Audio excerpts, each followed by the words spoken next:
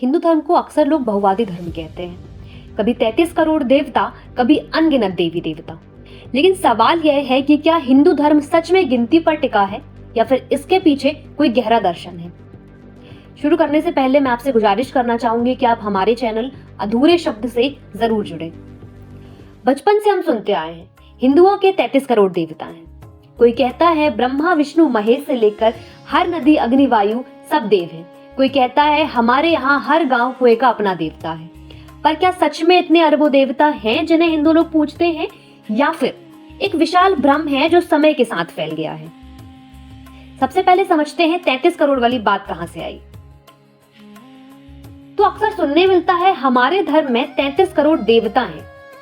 यह बात पीढ़ी दर पीढ़ी बिना सवाल पूछे दोहराई जाती रही, लेकिन जब हम वेदों और शास्त्रों को खोलते हैं तो यहाँ 33 करोड़ कहीं भी सीधे लिखा नहीं मिलता है। तो फिर यह संख्या बनी कैसे? यहीं से आता है सबसे बड़ा भाषा भ्रम। सबसे बड़ी गुत्थी शब्द कोटि का अर्थ है। आज के समय में कोटि का मतलब हम समझते हैं करोड़ यानी 10 लाख, लेकिन संस्कृत में कोटि का दूसरा अर्थ प्रकार, श्रेणी या मुख्यता से होता है। जब वेद और उपनिषद 63 संत कोटि देवा कहते हैं तो वे 33 प्रकार के दिव्य स्वरूपों का उल्लेख करते हैं, ना कि 33 करोड़ देवताओं का। अतः कोटि का अर्थ प्रकार ही था, ना कि करोड़ता। अब हम जानेंगे वास्तविक 33 प्रकार के देवताओं का वर्णन जो वेदों और पुराणों में मुख्य रूप से बताए गए हैं। 12 आदित्य, 8 वसु, 11 रुद्र और 2 अश्विनी कुमार मिलकर 33 वैदिक देवताओं का समूह बनाते हैं, जो हिंदू धर्म में सृष्टि के आधारभूत स्तंभ माने जाते हैं। जहां 12 आदित्य सूर्य देव के 12 रूप हैं, जो ऋषि कश्यप और अदिति के पुत्र माने जाते हैं। हर महीने सूर्य के अलग अलग स्वरूपों का प्रतिनिधित्व करते हैं, जैसे मित्र, वरुण, इंद्र, विष्णु, भग, पूषा, त्वष्टा, आर्यमा, धाता, विवस्वान, अंशुमान और पर्जन्य, जो सृष्टि और समय के चक्र के संरक्षक हैं। यह 12 आदित्य वर्ष के 12 महीनों के स्वामी हैं और ब्रह्मांडीय व्यवस्था को बनाए रखते हैं। 11 रुद्र, ये परिवर्तन और ऊर्जा के स्वरूप हैं।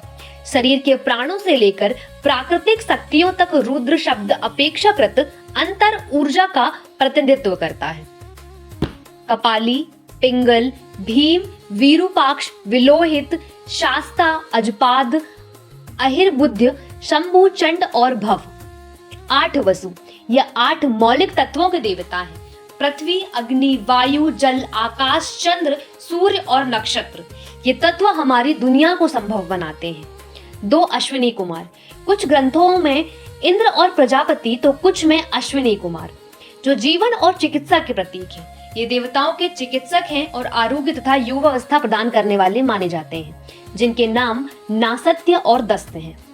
इस प्रकार कुल होते हैं 33 मुख्य दिव्य स्वरूप, जिनमें अनेकों नाम, रूप और शक्तियां आती हैं। यानी यह गिनती नहीं, एक सिस्टम है। अब एक स्वाभाविक सवाल उठता है कि अगर 33 देवता ही हैं, तो हमें इतने सारी देवी देवता क्यों दिखाई देते हैं? इसका उत्तर है हिंदू दर्शन। हिंदू धर्म कहता है एकम शब्द विप्रा बहुधा वदंती। सत्य एक है, ज्ञानी उसे कई नामों से जानते हैं, जैसे गणेश बुद्धि का प्रतीक, लक्ष्मी समृद्धि का प्रतीक, सरस्वती ज्ञान का प्रतीक, शिव चेतना का प्रतीक और शक्ति ऊर्जा का प्रतीक माना जाता है। ये सब अलग अलग भगवान नहीं, बल्कि एक ही परम सत्ता के अलग अलग स्वरूप हैं। अब यहाँ एक बहुत संवेदनशील बात आती है कि क्या 33 करोड़ कहना गलत है? तो इसका उत्तर है शास्त्रीय रूप से हाँ और भावनात्मक रूप से नहीं।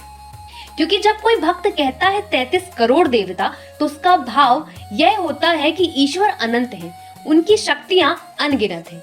लेकिन जब हम सही शब्द की बात करते हैं तो सही शब्द है 33 कोटि यानी 33 प्रकार, ना कि 33 करोड़। हिंदू धर्म यह नहीं कहता कि बस एक ही रास्ता सही है और बाकी सब गलत। हिंदू धर्म कहता है कि हर इंसान अलग है, हर सोच अलग है और हर साधना अलग है। इसलिए देवता अलग अलग रूपों में प्रकट होते हैं। कोई शिव में देखता है, कोई राम में, कोई शक्ति में, तो कोई प्रकृति में। और यही कारण है कि हिंदू धर्म को बहुवादी धर्म कहा जाता है। तो मित्रों, 33 करोड़ देवी देवता का भ्रम एक शब्द व्याख्या की गलती से उत्पन्न हुआ, लेकिन इसका आध्यात्मिक संदेश अत्यंत गहरा है। एक ही परम सत्य के अनंत रूप हैं। अगर आपको ये वीडियो इंटरेस्टिंग लगा है तो वीडियो को लाइक करें, शेयर करें और सब्सक्राइब करें, और कमेंट में जरूर बताइए कि आप 33 करोड़ को कैसे देखते हैं, संख्या के रूप में या भावना के रूप में।